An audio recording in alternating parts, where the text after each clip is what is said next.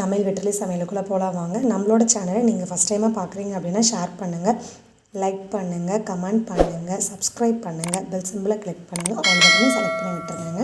இன்றைக்கி நம்ம என்ன ரெசிபி பார்க்க போகிறோம் அப்படின்னா கிள்ளி போட்ட சாம்பார், மிளகாய் கிள்ளி போட்ட சாம்பார், இல்லைன்னா தண்ணி சாம்பார், இல்லைன்னா வெங்காய சாம்பார் எப்படின்னாலும் சொல்லலாம். எப்படி வீட்டில் வெங்காயம் தக்காளி மட்டும் வச்சு நம்ம செய்ய போகிறோம், காய் இதுக்கு எதுவுமே தேவையில்லை. அது எப்படி செய்யுதுன்னு பார்க்கலாம் வாங்க. இந்த பருப்பு வந்துட்டு அளவு 100 கிராம். இப்போ நான் சொல்கிற அளவு வந்துட்டு 3 பேர் தாராளமாக சாப்பிட்லாம். உங்கள் ரூமில் எத்தனை பேர் இருக்காங்களோ அதுக்கு தகுந்த மாதிரி நீங்கள் கூட்டவோ குறைக்கவோ செஞ்சுக்கோங்க. ஒரு 4-5 பல் பூண்டு சேர்த்துக்கோங்க. சின்ன வெங்காயம் ஒரு 6-7 சின்ன வெங்காயம், 2 பச்சை மிளகாய். பருப்பு நல்லா சுத்தமாக கழுவிட்டு பருப்பு முழுகிற அளவு தண்ணி வச்சுட்டு இந்த பொருளெல்லாம் சேர்த்துக்கோங்க. கொஞ்சம் மஞ்சள் பொடி, கொஞ்சம் உப்பு, அதுக்கப்புறம் 2 தக்காளி இதை உள்ளே சேர்த்துட்டு இப்போ வந்து சாம்பார் தூள் சேர்த்துக்கோங்க 2 ஸ்பூன் அளவு. அது இல்லாமல் உங்கள் காரத்துக்கு தகுந்த மாதிரி சேர்த்துக்கோங்க. 2 பச்சை மிளகாய் போட்டிருக்கோம், அப்புறம் மிளகாத்தூள் சேர்த்துக்கிறோம், அதனால் காரத்துக்கு தகுந்த மாதிரி சேர்த்துக்கோங்க. இப்போ இதை மூடி போட்டுட்டு நம்ம 4 விசில் விட்டு நல்லா குலைவாக வேக வச்சு எடுத்துக்க போகிறோம். நீங்கள் ஓப்பனில் வேக வைக்கிறீங்க அப்படின்னா கொஞ்சம் அடுப்பை மீடியம் ஃப்ளேமில் வச்சு வேக வைங்க, ஏன்னா பருப்பு சீக்கிரம் பொங்கி வரும். அதுக்காக தான் சொன்னேன். நீங்கள் குக்கரில் இருந்து வைக்கிற மாதிரி தான் கரெக்டாக 4 விசில் விட்டு எடுத்து வச்சுருங்க.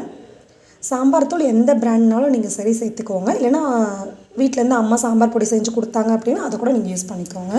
இப்போ இந்த தண்ணியை தனியாக இருக்கிறோம் இல்லைங்களா, இந்த தண்ணியை வந்துட்டு இருத்துட்டு நீங்கள் ரசம் வைக்கிறதுக்கு இதை வந்து பயன்படுத்திக்கலாம். நம்ம சாம்பார் தூள் உள்ளே சேர்த்துருக்கோம், அதனால் இதை வந்து ரசம் வைக்க முடியாது. நீங்கள் சாம்பார் தூள் இதில் போடாமல் ரசம் வைக்கிறதுக்கு தனியாக பருப்பு தண்ணியை கூட தனியாக எடுத்துக்கோங்க. கூட ஒரு தக்காளி சேர்த்துக்கோங்க. நான் சாம்பாருக்கு இப்போ அளவு புளி சொல்கிறேன் பாருங்கள். இந்த அளவு புளியை விட கொஞ்சம் அதிகமாக எடுத்திங்க அப்படின்னா அது ரசத்துக்கு தனியாக சேர்த்துக்கலாம். அது கூட ஒரு தக்காளி, இந்த பருப்பு தண்ணியோட ரசம் நமக்கு ரெடி ஆயிரும். இது வந்து சாம்பாருக்கு உண்டான அளவு. இதை வந்து லைட்டாக தண்ணியை வெதும்ப வச்சுட்டு அந்த தண்ணியில் இந்த புளியை நல்லா கரைச்சி எடுத்துக்கோங்க. ஒரு பேன் வச்சுக்கோங்க. ஆயில் நான் நல்லெண்ணெய் சேர்த்துருக்கேன். உங்களுக்கு நார்மலாக சமையலுக்கு யூஸ் பண்ணுற ஆயில் இருந்தால் கூட நீங்கள் சேர்த்துக்கோங்க. கடுகு வெடிச்சிருச்சு, அப்புறம் கருவேப்பிலை, பெருங்காயம் சேர்த்துக்கோங்க. இது கூட வந்துட்டு ஒரு 3 பல் பூண்டு 1 பாதியமாக தட்டிட்டு உள்ளே சேர்த்துக்கோங்க. 3 காஞ்ச மிளகாய் கிள்ளி வச்சுக்கோங்க. 1/2 ஸ்பூன் அளவு ஜீரகம் சேர்த்துக்கோங்க. இதையும் இப்போ லைட்டாக நல்லா பரட்டி விட்டுறலாம். கொஞ்சம் அந்த மிளகாய் கலர் மாறட்டும். அதுக்கப்புறமா நம்ம வந்து வெங்காயம் சேர்த்துக்கலாம். ஒரு பெரிய வெங்காயம் மீடியம் சைஸ் நீல வாக்கில் சன்னமாக கட் பண்ணி வச்சுருக்கேன். அதையும் உள்ளே சேர்த்தாச்சு. உள்ளே சேர்த்து லைட்டாக அப்படியே பரட்டி விடுங்க. ரொம்பலாம் கலர் மாறணும் அப்படின்லாம் தேவையே இல்லை. இதை வந்து நம்ம சாம்பாரில் தான் சேர்க்க போகிறோம். பருப்பு கடைஞ்சி வச்சோம் இல்லைங்களா, கனமான கரண்டி வச்சு நல்லா குலைவாக கடைஞ்சி விட்டுருங்க. இல்லைன்னா மத்து இருந்தது அப்படின்னா கூட மத்தில் கூட நீங்கள் கடைஞ்சி விட்டுருங்க. இப்போ நம்ம வெங்காயம் வணக்கணும் இல்லைங்களா, அந்த வெங்காயத்தை இதில் உள்ளே சேர்த்தாச்சு. இந்த டைமில் வந்து நீங்கள் பருப்பு வேக வைக்கல சாம்பார் தூள் போடல அப்படின்னா இந்த டைமில் சாம்பார் தூள் தேவையான அளவு போட்டுக்கோங்க. அந்த பருப்பு இருத்து வச்ச தண்ணி இருக்கு இல்லைங்க, அந்த தண்ணி உள்ளே சேர்த்தாச்சு. கூட தேவையான அளவு தண்ணி சேர்த்துக்கோங்க. இது வந்து ரசம் அளவுக்கு தண்ணியாக இருக்கணும். இந்த சாம்பார் தண்ணி சாம்பார் தான் இது பேரே, அதனால் அந்த மாதிரி செஞ்சு வச்சுக்கோங்க. தண்ணி கரெக்டான அளவு வைக்காமல் கொஞ்சம் தாராளமாக தண்ணி சேர்த்து வச்சுக்கோங்க.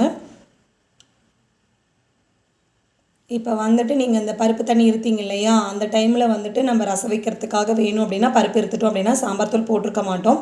நம்ம தாளித்த வெங்காயம் உள்ளே சேர்த்தணும் பார்த்தீங்களா, அந்த டைமில் சாம்பார் தூள் நீங்கள் சேர்த்துக்கலாம். சேர்த்துட்டிங்க அப்படின்னா தான் நல்லா கொதிக்கிறதுக்கும் அந்த மிளகாத்தூளோட பச்சை வாசனை போகிறதுக்கும் சரியாக இருக்கும் உங்களுக்கு. இப்போ நம்ம எடுத்து வச்ச புளி தண்ணியை நல்லா தண்ணியாட்டம் கரைச்சி சக்கையெல்லாம் எடுத்துகிட்டு உள்ளே சேர்த்தாச்சு. புளி சேர்த்ததுக்கப்புறம் நல்லா 2 கொதி நல்லா தளன்னு வரட்டும். அதுவே போதும் நமக்கு. சாம்பார் வந்துட்டு சூப்பராக ரெடி ஆயிடுச்சு. தண்ணி சாம்பார், ஆனியன் சாம்பார், பேச்சுலர் சாம்பார், என்ன வேணாலும் சொல்லலாம். காய் இல்லாத வெறும் சாம்பார். சூப்பராக காய் இல்லை அப்படின்னு சொல்லிட்டு நீங்கள் எதுவுமே ஃபீல் பண்ண வேண்டாம். டக்குன்னு இந்த சாம்பார் வந்துட்டு குயிக்காக ரெடி ஆயிரும். காய் எதுவுமே தேவையில்லை, வெறுமனே தக்காளி, வெங்காயம், கூட பச்சை மிளகாய் இருந்தால் போட்டுக்கோங்க. இல்லாட்டி மிளகாத்தூளோட காரமே உங்களுக்கு போதுமானதாக இருக்கும். கொஞ்சம் புளி, அவ்வளோதான். அதை வச்சு சேர்த்துட்டு நல்லா தளன்னு கொதித்த உடனே கொஞ்சம் மேலால் மல்லி இலை தூவிக்கோங்க. பச்சை கருவேப்பிலை இருந்தாலும் 2-3 கிள்ளி போட்டுக்கோங்க. நல்ல மணமான சூப்பரான ஆனியன் சாம்பார் ரெடி ஆயிடுச்சு. அவ்வளோதான், மேலால் மல்லி இலை போட்டுக்கோங்க. இதை வேறு ஒரு பவுலில் மாற்றிக்க. இப்போ நான் சொன்ன அளவு எல்லாமே 3 பேர்த்துக்கு உண்டானது. தாராளமாக 3 பேர் சாப்பிட்லாம். இன்னும் உங்கள் ரூமில் எத்தனை பேர் இருக்காங்களோ அதுக்கு தகுந்த மாதிரி நீங்கள் அளவுகள் சேர்த்துக்கோங்க. அவ்வளோதாங்க, நம்மளோட தண்ணி சாம்பார் சூப்பராக ரெடி ஆயிடுச்சு. நம்மளோட சேனலுக்கு சப்ஸ்கிரைப் பண்ணுங்கள். உங்களோட ஃப்ரெண்ட்ஸ் யாராவது இருந்தாலும் ஷேர் பண்ணுங்கள். தேங்க்யூ.